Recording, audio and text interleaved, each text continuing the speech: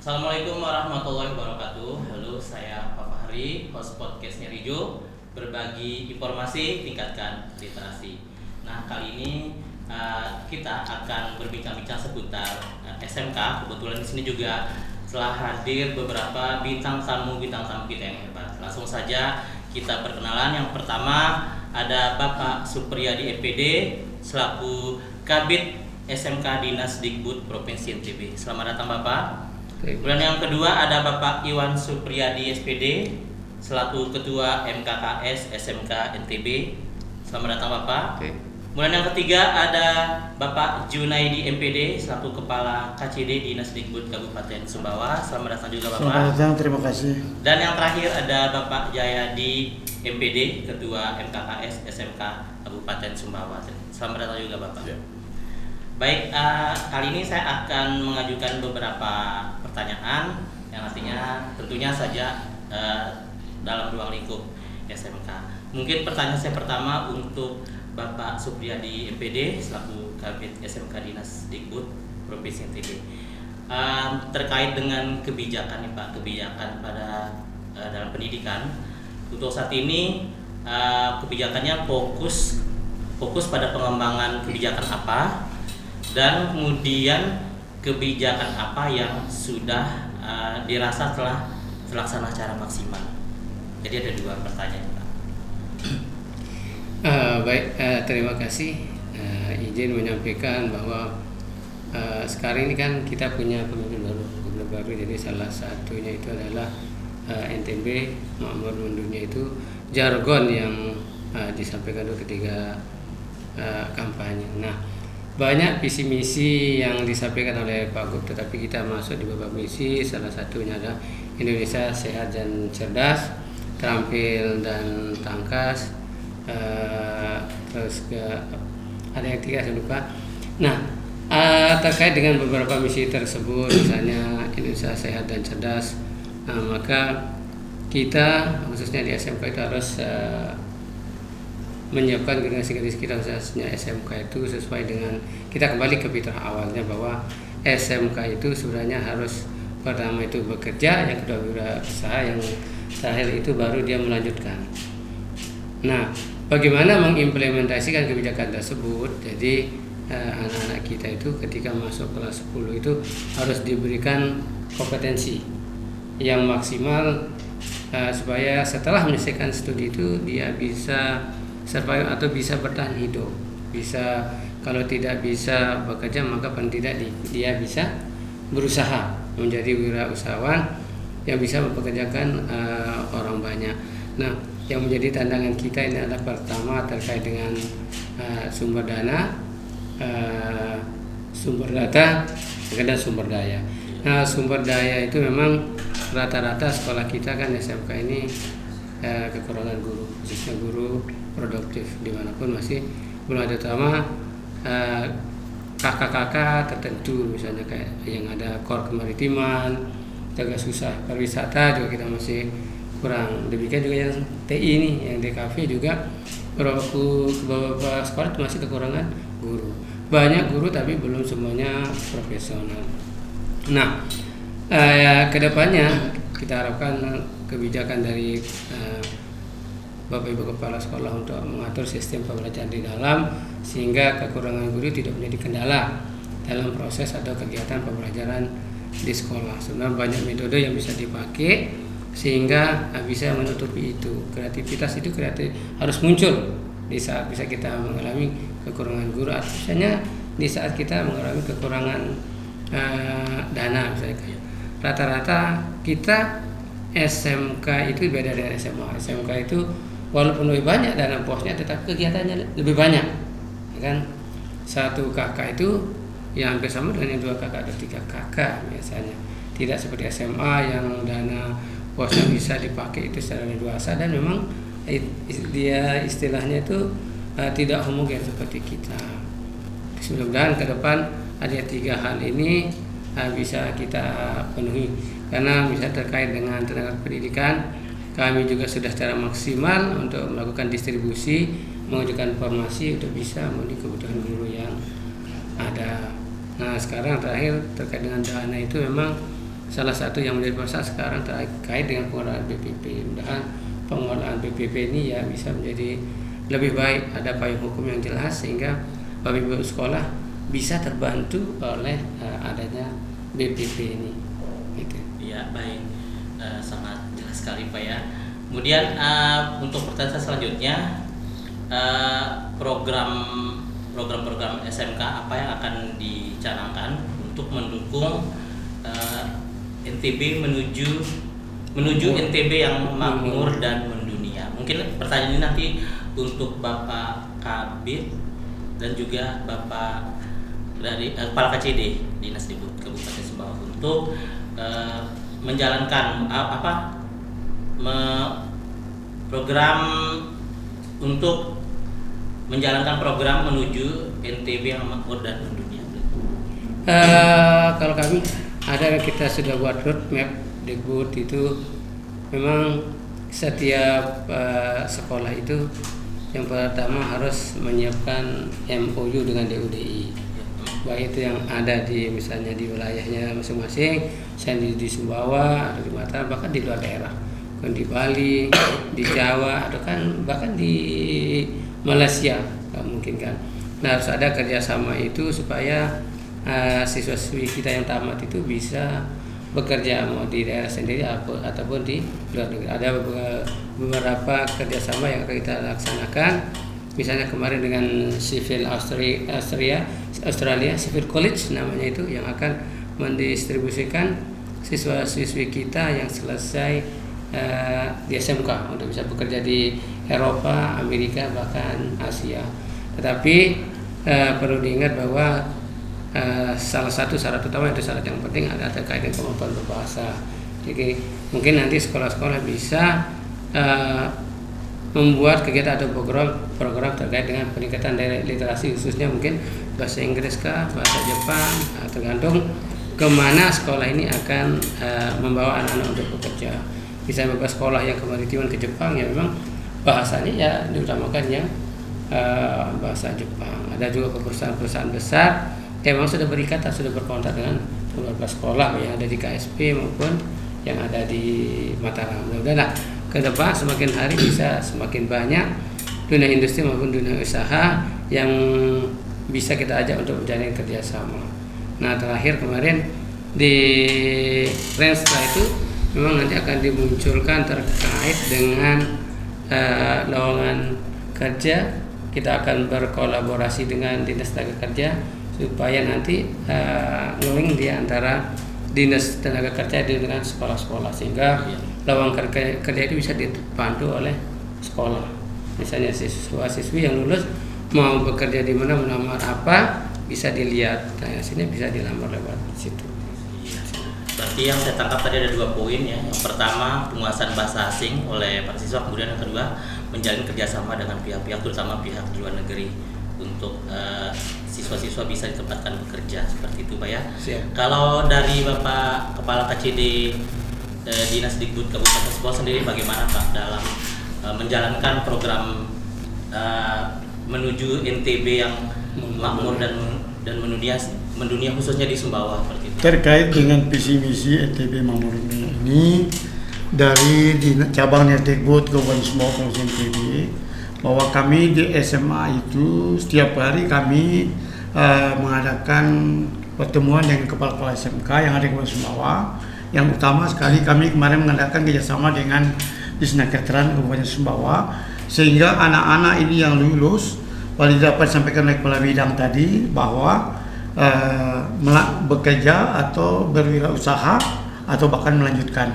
Nah, oleh karena itu, dan kerjasama kami dengan dunia usaha atau dunia industri yang ada di dalam Sumbawa maupun di luar NTB ini atau di NTB ini, kami telah mengadakan berupaya bekerjasama. Bahkan kami kemarin bekerjasama dengan Dinas Tenaga Kerja, sehingga yang tamat tahun sekarang ini di Kabupaten Sumbawa perlu kami pemetaan mana yang melanjutkan, mana yang bekerja, mana yang wirausaha, sehingga nanti yang tidak bekerja, yang mau berusaha, maka dibekalilah ilmu dapat oleh Dinas Tenaga Kerja Kabupaten Sumbawa ini. Oleh karena itu, harapan ini merupakan harapan kita semua dari seluruh kepala SMK yang ada di Kabupaten Sumbawa. Bahkan kami di Jabatan Disdikbud Sumbawa ini berterima kasih kepada Disdikbud ke Provinsi Nusa Tenggara Barat memberikan ruang kepada kami agar semua SMK-SMK yang ada di Sumbawa ini ada MOU dengan dunia usaha maupun dunia industri, sehingga anak-anak kita ini begitu tamat terus menjalankan kerja atau kerjasama, bekerja, wirausaha dan lain sebagainya. Mungkin itu harapan dari Jabatan Disdikbud Kabupaten Sumbawa. Terima kasih. Ya, baik Pak. Ya. Nah, beralih ke topik selanjutnya, ini saya tujukan kepada Bapak Junaidi, Bapak Iwan Supriyadi, SPD Ketua MKKS SMK NTB, terkait SPMB nih Pak. Sistem tahun ini apa perbedaan Bapak, perbedaan sistem SPMB tahun ini dengan tahun-tahun sebelumnya? Nah, apakah penerimaan siswa tahun ini khususnya jenjang SMK dirasa cukup efektif dan memungkinkan untuk terpenuhi target-target dari bidang SMK itu sendiri? Oke, terima kasih. Pada tahun ini ada perubahan, bukan hanya sekedar pada nama yang penerimaan siswa baru menjadi sistem penerimaan murid baru yang akan ditetapkan mulai tahun 2025. Ada beberapa perubahan mendasar. Yang pertama misalnya pada jalur SMK. Jadi dulu SMK hanya mengenal satu jalur, jadi tidak ada jalur prestasi, jalur afirmasi, jalur domisili. Maka pada tahun ini itu ada jalur prestasi, ada jalur afirmasi, dan ada jalur domisili, dan satu lagi ada jalur perpindahan orang tua. Nah, harapannya apa? Harapannya semua masyarakat memperoleh kesempatan yang bersama dalam menimba ilmu, baik di SMA maupun di SMK, karena selama ini sistem ini hanya berlaku pada SMA. Misalnya prestasi dulu hanya berlaku pada SMA, maka sekarang ada pada SMK. Lalu afirmasi ada 30%. Ini memberikan kesempatan kepada mereka yang tidak beruntung, yang memiliki kartu KIP dan keluarga harapan, untuk dapat menikmati sekolah SMK di mana saja di lingkungannya, di mana ada kuota 30%. Jadi tidak ada alasan sekolah itu tidak menerima orang miskin. Tidak ada kuota 30% yang akan diperebutkan oleh siapa saja keluarga prasejahtera yang memiliki KIP, yang aktif dan PKH untuk bersekolah. Lalu berikutnya domisili. Ada ini domisili juga ini. Ini adalah hal baru di SMK. Nah, ini domisili ini harapannya juga masyarakat yang ada di sekitar sekolah bisa menikmati bersekolah di tempat itu, karena biasanya yang sering diadu adalah nilai. Nah, nilai biasanya SMK tuh nilai tertinggi, udah dia mau dekat dengan sekolah itu, mau jauh ya nggak urus. Nah, maka pada tahun ini berbagai macam perubahan yang dibuat oleh pemerintah, khususnya Menteri Pendidikan dan Kebudayaan, dalam rangka memperbaiki sistem penerimaan murid baru ini, memberikan kesempatan seluas-luasnya kepada masyarakat untuk menikmati pendidikan tanpa ada pandang bulu, sehingga dibukalah jadi jalur tadi itu, prestasi, afirmasi, domisili, dan satu lagi jalur perpindahan. Jadi mana ini jalur perpindahan ini kan biasanya sering jadi masalah tahun sebelumnya. Ada orang tua yang pindah kerja, baik negeri ataupun swasta, dari satu daerah. Kalau kakaknya belum 1 tahun itu nggak bisa diterima. Maka pada tahun ini diberi kesempatan sepanjang dia mampu menunjukkan SK pindah tugasnya, kemudian ada keterangan domisili bahwa dia betul pindah karena pindah pekerjaan dari lingkungan. Ini adalah memberikan kemudahan kepada masyarakat dalam rangka semua masyarakat memperoleh kesempatan yang sama untuk meraih pendidikan yang terbaik yang ada di lingkungannya. Mungkin itu. Berarti Pak, dengan adanya syarat-syarat yang hampir sama gitu antara jenjang SMK dan SMA, apakah itu tidak akan misalnya merugikan salah satu jenjang itu, SMA atau SMK, dengan sistem seperti ini? Oke, baik. Justru sekarang lebih bagus, karena kami berharap mungkin nantinya ketika pendaftaran antara SMA SMK itu tidak dibedakan. Karena yang sering terjadi, dikasih kesempatan tuh SMA daftar duluan. Ketika anak-anak yang sebenarnya nggak minat di SMA, tidak keterima di SMA negeri, SMA terbaik di lingkungan mereka, maka akan mencari SMK. Walaupun sebenarnya mereka nggak suka dengan SMK, daripada tidak bersekolah di sekolah negeri.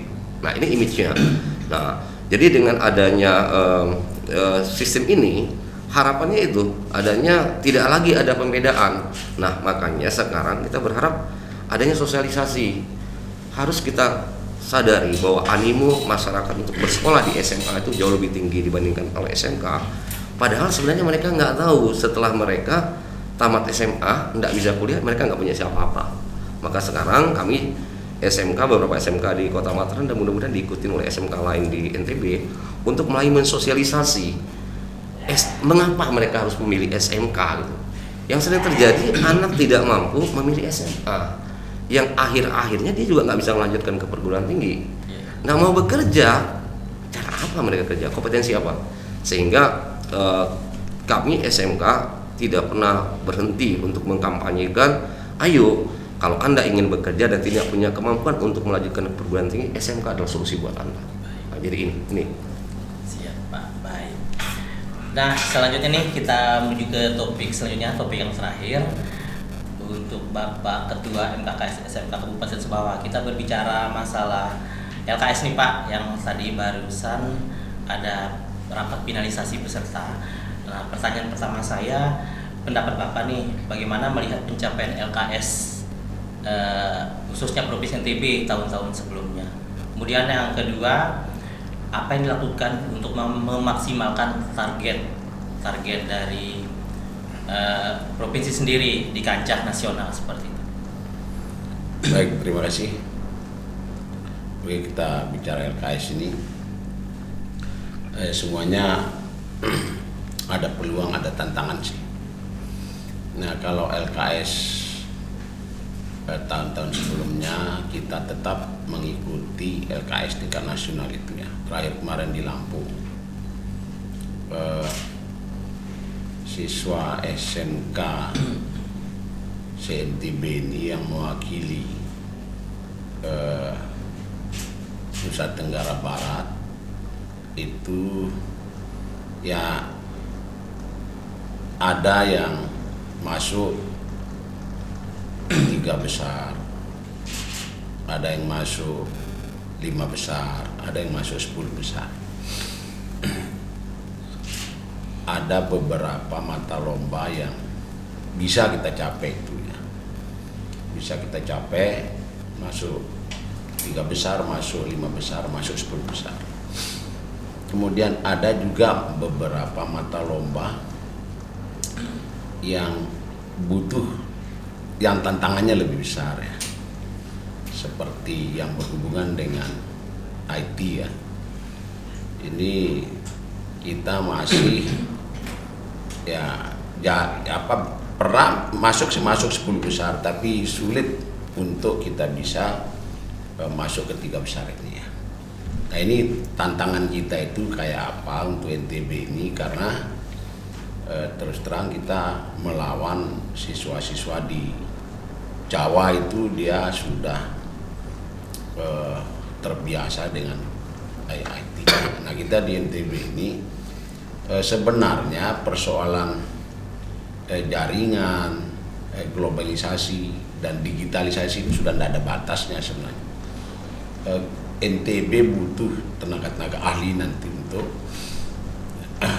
bisa menggembleng anak-anak ini, anak-anak kita untuk bisa berpacu lagi di LKS nasional ini. Oleh karena itu kerjasama kita dengan industri ya, anak-anak yang sudah mendapatkan tugas untuk mewakili Provinsi Nusa Tenggara Barat dari berbagai sekolah ini mewakili, itu harus kita gembleng dengan serius, bekerja sama dengan industri. Nah, itu jalannya, sehingga soal LKS nasional itu dia punya standar yang sama ini. Hanya siswa ada yang cepat, ada yang lambat selesai. Nah, karena kita rata-rata ketepatan itu LKS ini jadi penilaian. Nah, kita ini yang harus kita kejar. tantangan kecepatan, ketepatan ini siswa SMK itu harus bisa mampu menembus itu. Yang ke depan kita tetap berusaha saling bergandengan tangan antara sesama SMK di bawah koordinasi Dikbud Provinsi Nusa Tenggara Barat dan memperkuat kerjasama dengan industri, karena ada juga sekolah-sekolah yang langsung memagangkan siswanya di perusahaan-perusahaan besar yang akan mengikuti LKS tingkat nasional itu. Dan di tingkat LKS tingkat nasional 2025 itu akan dilaksanakan bulan Juli kalau tidak salah itu. Tanggal 27 Juli sampai tanggal 5 Agustus kalau tidak salah itu. Nah ini kita harus persiapkan dari sekarang ini sehingga siswa kita punya mental bertarung, punya kemantapan, ketenangan, dan mental tarungnya itu harus bisa teruji. Ini aja yang perlu kita lakukan. Terima kasih. Berarti penggemblengan yang maksimal, serius dan maksimal itu Pak ya? Ya. Iya. Baik, kita masuk ke sesi terakhir mungkin karena kita hampir di ujung podcast ini, acara hari ini. Ingin minta satu tagline mungkin atau semacam kalimat-kalimat harapan SMK, perkembangan SMK di baik itu di NTB ataupun di tingkat kabupaten seperti itu. Silakan mulai dari Bapak Kabid. Harapan SMK untuk keselamatan. Ya, harapan ke depan sebenarnya kita harapkan semua sekolah itu seperti tadi saya sampaikan harus bekerja cerdas, harus bekerja keras, bekerja cerdas, bekerja tuntas. Jadi 3 itu harus kita selesaikan ya. Iya, baik kalau dari Bapak Ketua MKKS. Cuma 3 kata ya, SMK itu harus menghasilkan SDM yang unggul, berdaya saing, dan mampu bersaing di era global mendunia. Siap. Kalau dari Bapak Kepala KCD Dikbud. Jadi kalau dari cabang Dikbud Tugas Bawah, kita harus bekerja keras, tuntas, hebat, sehingga kita menghasilkan prestasi yang lebih bagus, sehingga mampu menyaingi kabupaten lain atau bahkan provinsi lain. SMK bisa. Iya, yang terakhir Pak untuk pendapat dari Bapak Ketua MKKS SMK Kabupaten Sumbawa. Kalau saya SMK itu hebat karena dia bisa memiliki skill. SMK itu bisa karena dia bisa bekerja. Baik.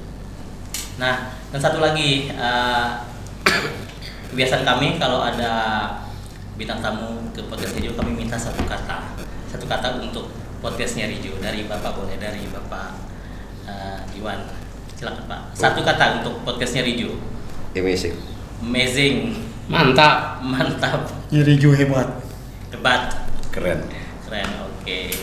Baik, mungkin itu saja bincang-bincang kita sedikit pada podcast sesi kali ini. Saksikan bincang-bincang kami pada sesi podcast berikutnya. Mudah-mudahan apa yang telah kami siarkan hari ini bisa menjadi informasi untuk halayak masyarakat di luar sana. Baik, demikian saya Bapak Hari undur diri. Podcastnya Rijo, berbagi informasi, tingkatkan literasi. Salam literasi. Wassalamualaikum warahmatullahi wabarakatuh. Waalaikumsalam warahmatullahi wabarakatuh.